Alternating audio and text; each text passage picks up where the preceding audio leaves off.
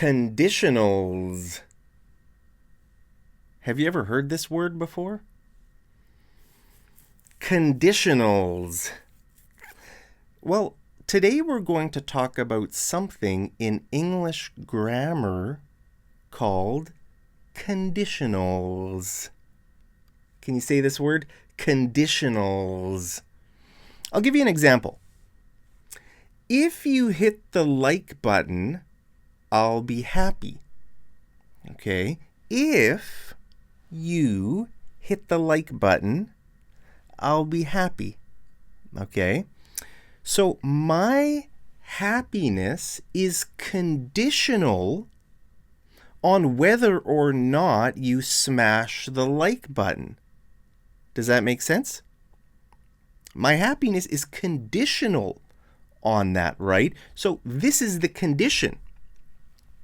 If you do this, I'll be happy. That's the condition. Okay? Now you could give me a condition. Right? You could say, okay, I'll smash the like button if you tell me you love me. Okay? So you're giving me a condition. I need to tell you I love you, and then you'll smash the like button. Okay? So I'm going to do that. I love you. I love you. So I met your condition. I met it. That means I fulfilled it. Okay? When we talk about conditions, we use this word, to meet a condition. Okay? So I did it already. So now I can use the past tense. I can say, I met your condition. Right? So now you have to deliver on your promise. Okay? I met your condition. I told you I love you. Now you have to fulfill your promise. You have to deliver on your promise. Okay? We use the word deliver here. Deliver on instead of fulfill. But you could use the word fulfill too. Now you have to fulfill your promise. But it's better to say this. You have to deliver on your promise. So that's what a condition is. Okay? It's something. If it happens, then something else happens.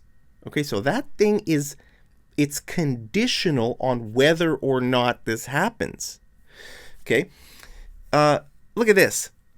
Under no condition will we surrender. Okay? Imagine some people are invading your country. Okay? And they say, you need to surrender. We demand that you surrender. You could say, under no condition will we surrender. Or under no circumstance. Okay? Or we could make it into the plural. It all have the same meaning. Under no conditions, we could add an S here. Or under no circumstances will we surrender. Okay? They might say, the invading guys might say, if you surrender, we will give you $1 million.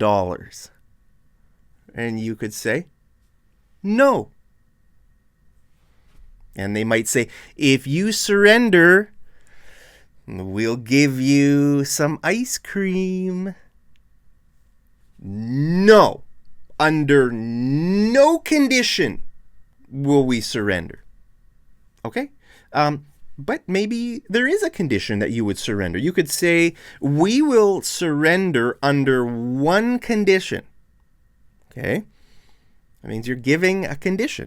Yes, we will surrender, but you have to do something. What is the condition? Okay, or we'll surrender under two conditions. You could make as many conditions as you want. 1,000 conditions. We'll surrender if you do this. You could make as many conditions as you want.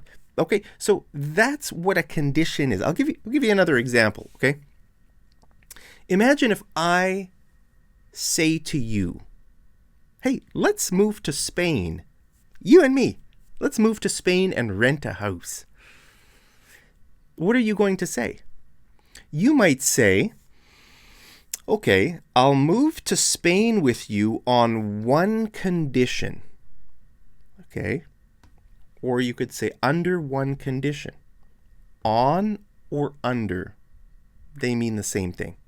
Okay, you could say, okay, Mark, I'll move to Spain with you under one condition, that we live near the beach. Okay, so that's your condition. You'll move to Spain with me if we live near the beach. That's great. Okay, so you could say it like this. You could say, I'll move to Spain with you on one condition, that we live near the beach. Okay, so here you're just telling me what your condition is right away. Or the conversation might go something like this. You say, I'll move to Spain with you on one condition. And I say, what is it? And you can say, that we live near the beach. Okay? So this is your condition. Right? Does that make sense? So conditions, guys, are a very common part of life. They're a very common part of the news. You know, you might see a news, article that says something like this. We will release the hostages if all the conditions are met. Okay. All the conditions. How many conditions? There might be 5 conditions. There might be 100 conditions. We don't know. Okay. We will release all the hostages if all the conditions are met. So, conditionals. This is a kind of sentence in English grammar, okay, called conditionals. Now, there are different kinds of conditionals. So let's talk about some different kinds. Are we still recording? Yes, we are. Thank you guys for joining me. So, there are situations in English where you just want to give general facts. Okay, you just want to say a general fact. If you eat too much, you get fat. Okay, here, I'm not talking about you. I'm not talking about me. I'm not talking about any particular person.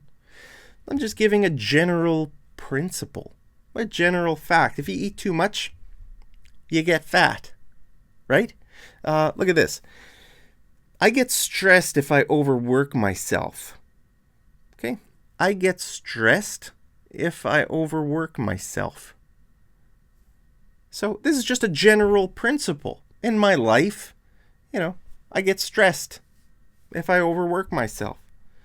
So notice here, if I overwork myself, here it's second in the sentence. It's the second half of the sentence, but we could put it at the beginning.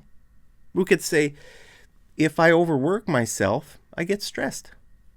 Okay? So with conditionals, you can choose if you want to put them at the beginning of the sentence or at the end of the sentence. It's your choice. For example, look at these 2 sentences.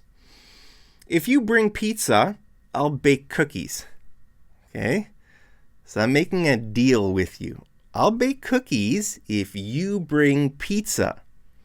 So I could say it either way.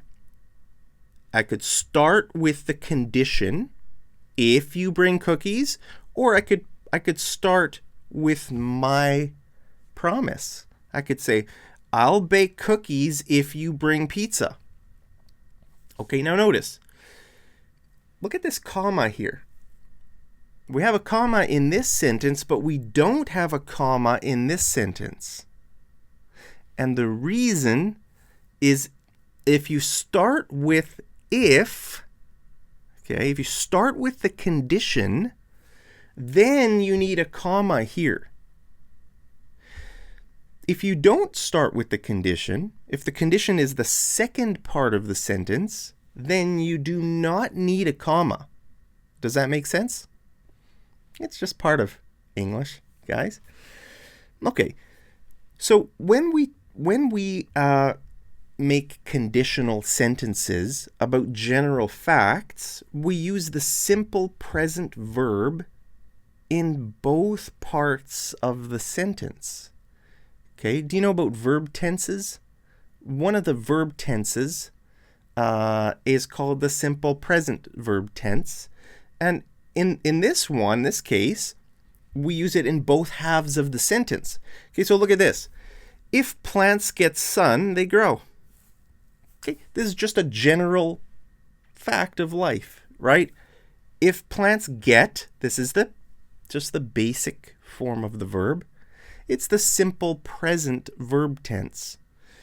If plants get sun, they grow. So here we have the simple present. Here we have the simple present. Isn't that easy? Super easy. Here we have this one. Here we have the same verb tense. Okay? Ooh, this is a good example here. If you drink Slurpees too fast, you get a brain freeze. Okay? If you drink Slurpees too fast, you get a brain freeze. What does that mean? Slurpees are like this. You know, you can buy Slurpees at 7-Eleven or other similar like gas stations or convenience stores. You do it yourself, right? You know, there's the machine with crushed ice. It's like crushed ice with some, fruit flavor or something like that. And then you put your cup under there, and then you kind of pull the handle down, and then it, there are different flavors, maybe raspberry or Pepsi flavor, I don't know, whatever. These are called slushies or Slurpees. Two names for the same drink. Okay, now, when you drink these too fast, if you just drink them really fast, you get a brain freeze. A brain freeze is when you get sudden pain in your head. Have you ever had that? Have you ever had a brain freeze? Yeah, try it. If you've never had a brain freeze, go to 7-Eleven, buy yourself a slushie, and try to drink it as fast as you can. You will get a brain freeze. So notice, we have two present tense verbs here. This simple present verbs, okay? If you drink Slurpees too fast, you get a brain freeze. Okay, this is not talking about any specific time. We're not talking past. We're not talking future. We're not talking about something that's happening now. It's a general observation. It's a general fact. If you drink Slurpees, you get a brain freeze. Okay? Now, another kind of conditional sentence is about real possibilities. Because very often in life, we want to talk about real possibilities. Look at this. If you leave a comment, I'll reply. This is a real thing. So right now, you could leave a comment under this video. That could happen. It's a real possibility, right? And then I will reply. I'll reply. Okay? So if you do this, I'll do this. Okay, look at this. If it rains, we're going to cancel the picnic. If it rains, we're going to cancel the picnic. Okay, this is a very real situation, right? Every day we're in situations where maybe if something happens, it's going to change our plans, right? So, yeah, we're gonna is another way to say we will. Or we could say, if it rains, we will cancel the picnic. Okay? Look at this. I'll come to your house if you invite me. Okay, I'll come to your house if you invite me. So notice here, the condition is in the second part of the sentence. We could move it over here. I could say, if you invite me to your house, I'll come. if you invite me to your house, comma, I'll come. Right? Does that make sense? Okay. So when we make conditional sentences to talk about real possibilities, then we put the simple present in the condition, right? The condition, which starts with if, right? If, and then the simple present, and then the simple future in the next part of the sentence. Does that make sense? So let's look at this. If it rains, this is the simple present. If it rains today, we could add the word today or tomorrow or something. If it rains tomorrow, we're gonna cancel the picnic. So this is future. This is simple future. We're gonna or we will cancel the picnic. Does that make sense? Look at this. I'll come to your house if you invite me. So here, where is the condition? This is the condition. If you invite me. So that's why this is simple. Invite is the simple present verb. This is the future, simple future. I'll come to your house if you invite me. So it just depends on which part you put first. Just remember, the condition needs to have the simple present when we're talking about real possibilities. Okay, now another situation we use conditionals is in hypothetical situations. Okay, hypothetical means we're just imagining a situation that's not real. It's not a real situation, but we're imagining it. Okay, look at this. If I won the lottery, I would buy you a BMW. All right, if I won the lottery, I would buy you a BMW. Is this a real situation? No. It's just in my mind. It's not a real situation. It's a hypothetical situation. Okay, look at this. If I lived in India, I would eat biryani every day. Biryani is a rice dish. It's like spicy rice with maybe chicken or vegetables or something like that. So I don't live in India, right? I live in Canada. So this is not a real situation, but I'm imagining it.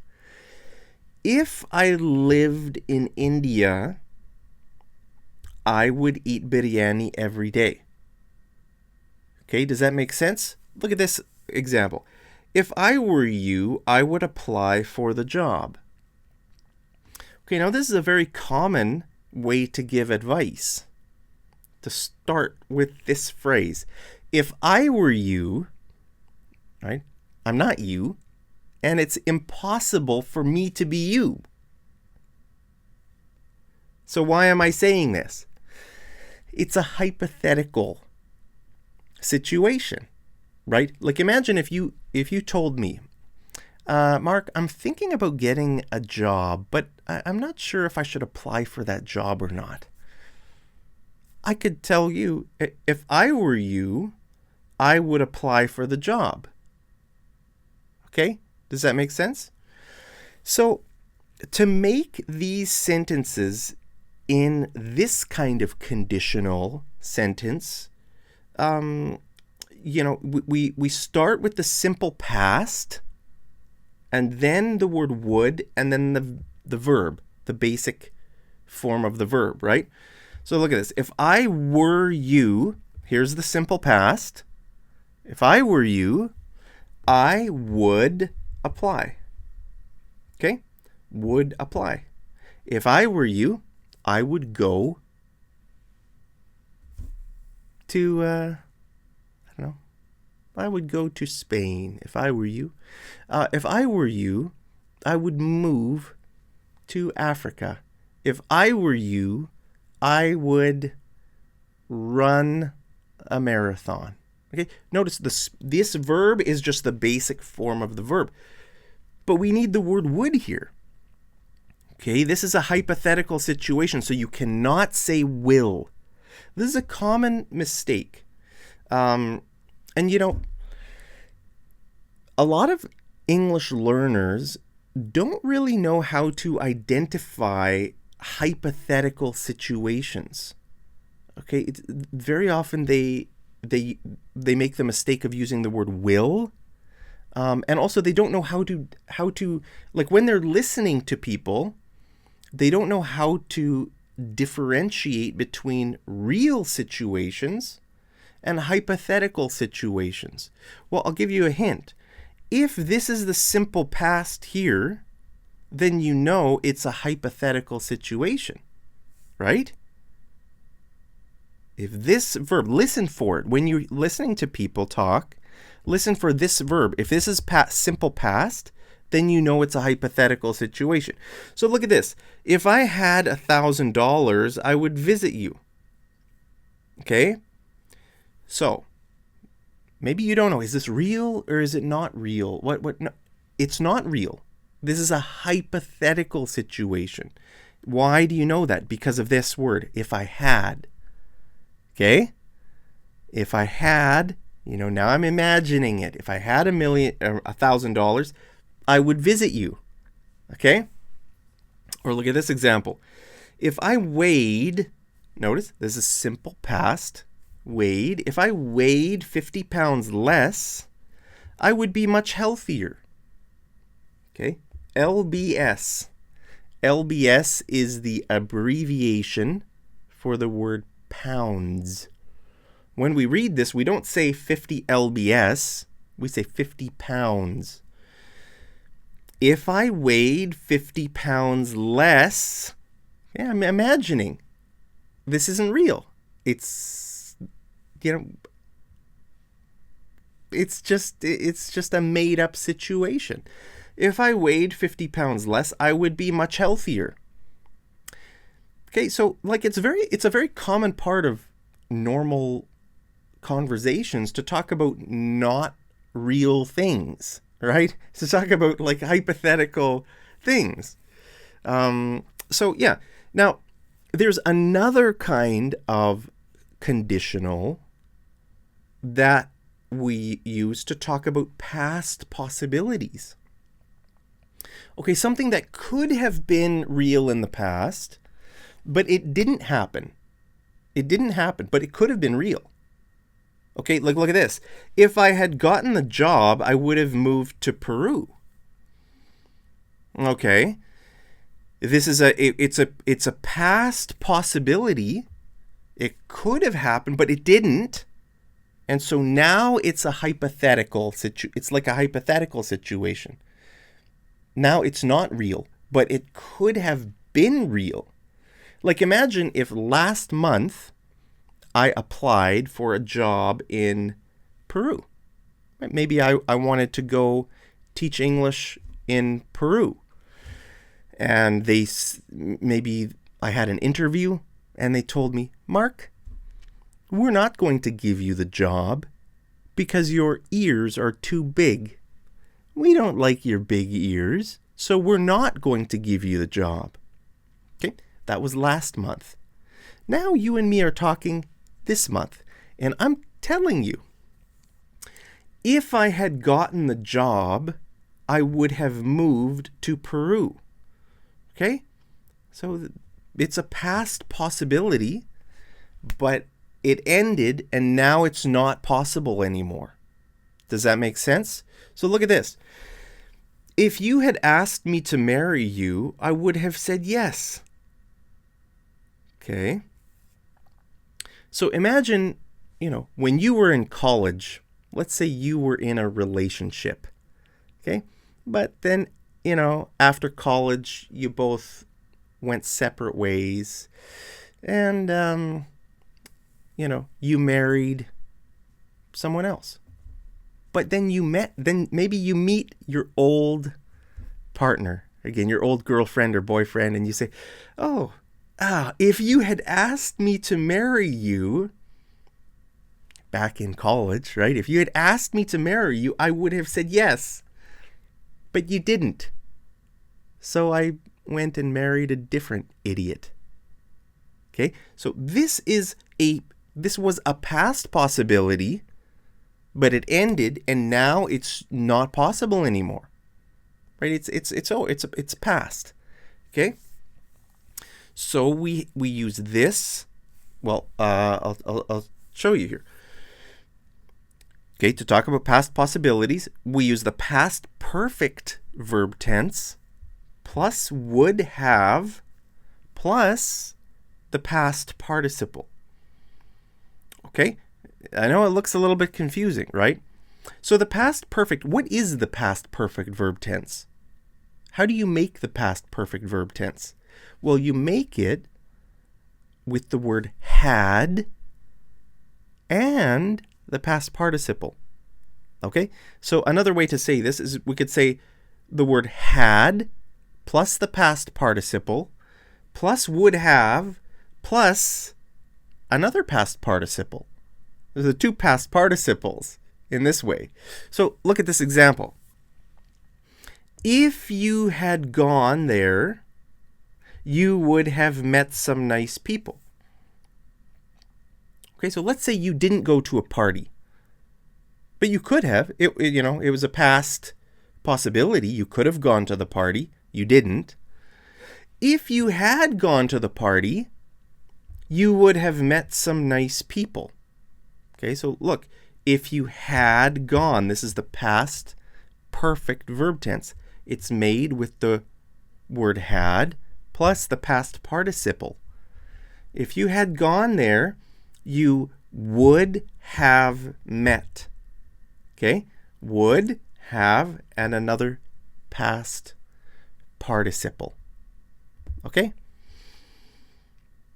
Does that make sense? It's not that hard, guys. It's pretty easy. It just takes a little bit of practice with these different kinds of situations, right? Now, you'll notice all the sentences so far that we've talked about are with this word if. Are there any other words we can use to talk about conditionals? Yeah, there are some other options. You could say this: unless we get rain, all the plants will die. Okay, unless. So here's the word unless. Do you get this idea? The plants are going to die. Maybe they're all dying. Oh man, unless we get rain, all the plants will die. Some of the plants are already dying. Oh no. Unless we get rain, all the plants will die. Okay? So this is the condition. You need rain, right? Unless we get rain. Another way you could say this, you could say, if we don't get rain, all the plants will die. Okay, if we don't get rain, you could say it this way: unless we get rain, all the plants will die. Okay? Look at this. Unless the hostages are released, we will never make peace. Okay, look at that. Okay, so here's the condition. Unless the hostages are released, we will never make peace. Another way you could say this is, if the hostages are not released, we will never make peace. Okay, so there are different ways you can say things in English. This is another word we can use to make conditionals. All right. Here's one where we put unless in the second half. Okay, we're on track to double our profits this year unless something bad happens. Okay, so maybe your business is doing great. We are on track to double our profits this year. It's going to happen unless something bad happens. Bad things happen sometimes, right? And so this is the condition. Unless something bad happens. Okay, so we could put this at the beginning. We could say, unless something bad happens, comma, we're on track to double our profits this year. Okay? Now here's another word, or three words, that we can use. Look at this. As long as. As long as we have steady sales, will stay open. Okay, so let's say you have a business, right? You sell ice cream. As long as you're getting customers, right? As long as you have steady means, consistent sales, you'll stay open, right? If your sales drop off, well, then you might be forced to close your business.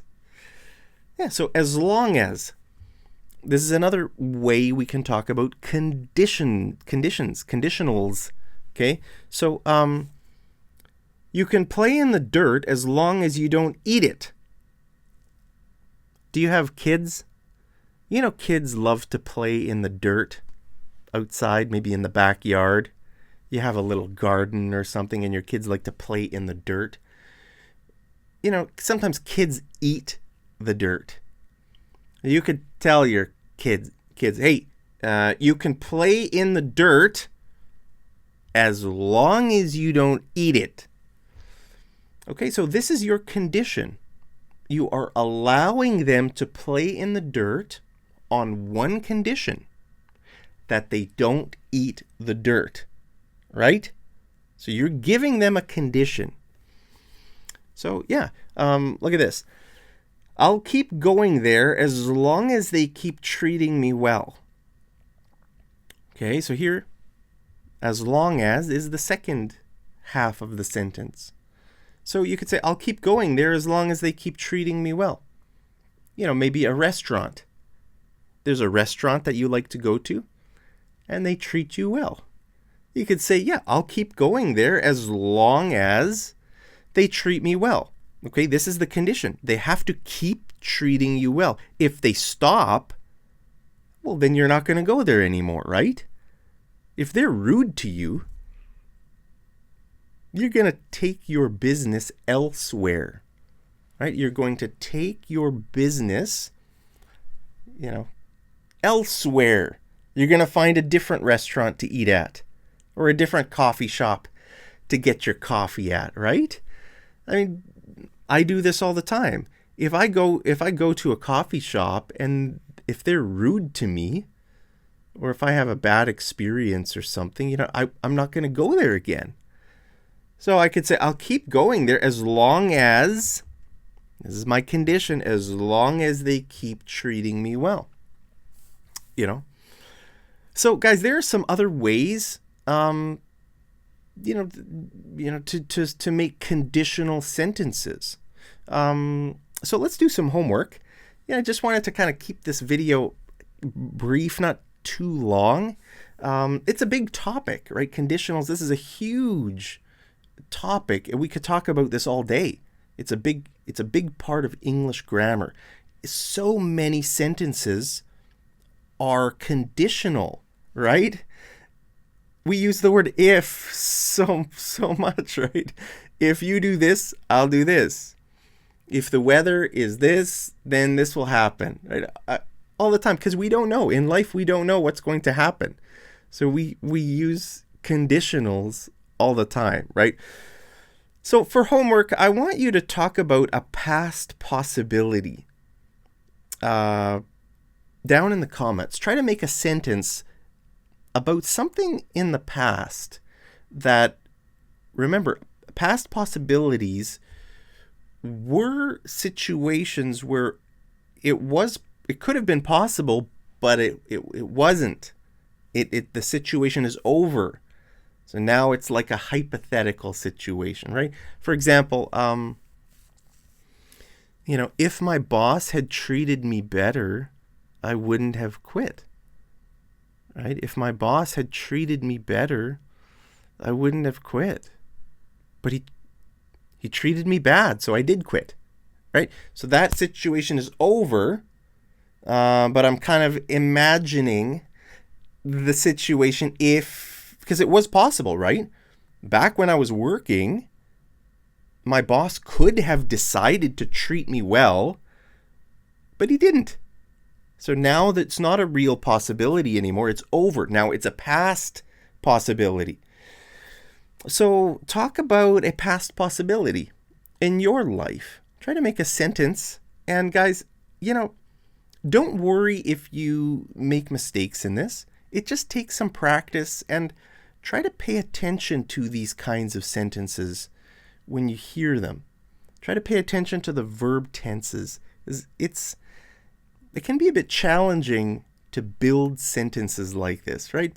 And you might have to watch this video 2 or 3 times just to kind of get these different situations in your mind, and imagine yourself, in each of these different situations, right? We talked about, what was the first one we talked about?